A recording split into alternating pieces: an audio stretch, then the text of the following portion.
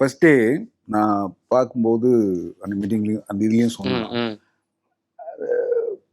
கேரவன்லேருந்து வர்ற டைம்ல மற்ற நேரங்கள்ல ஒரு மினி விக்ரம் மாதிரி தான் அந்த பாடியில், ஏன்னா அது வரும், அப்பா வரதான் செய்யும், அது இருந்தது. ஆனால் அவர் வந்து அந்த கேரக்டருக்குள்ளே போக ஆரம்பிச்சு நடிக்க போக ஆரம்பிச்சிட்டாருன்னா அந்த பாடி லாங்குவேஜ் இருக்காது, அது வேறையாக இருக்கும். இப்போ தான் எனக்கு ஒரு 3 நாள் எனக்கு ஒரு விக்ரம் ஃபோன் பண்ணி என்ன மாதிரியே ஒருத்தன் சுற்றி போகணும், அப்படியே பாடி லாங்குவேஜ் இல்லைடா எல்லாம் அப்படிலாம் இருந்தது. ஆனால் போக போக என்ன ஆயிடுச்சுன்னா அது மறந்துடுச்சு எனக்கு.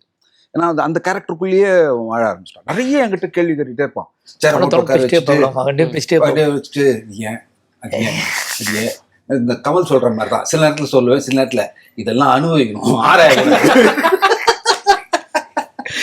ஏன்னா சில விஷயங்கள் சொல்ல முடியும், சில விஷயங்கள் சொல்லவே முடியாது. அது நீங்க ஒரு அனுபவத்துக்குள்ள போகும்போது தான் அது வரும்.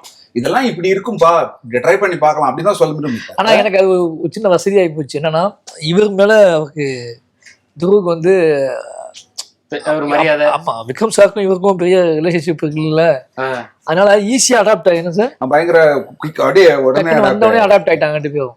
ஸோ நிறைய என்கிட்ட பேசிட்டே பாப்புல நிறைய ரொம்ப ஒரு என்னன்னா, இப்போ விக்ரமுக்கு இப்போ சொல்லலாம் இல்ல, இந்த கதைகள் எல்லாமே, இந்த நடந்த விஷயங்கள் எல்லாமே விக்ரமுக்கு நடந்தது.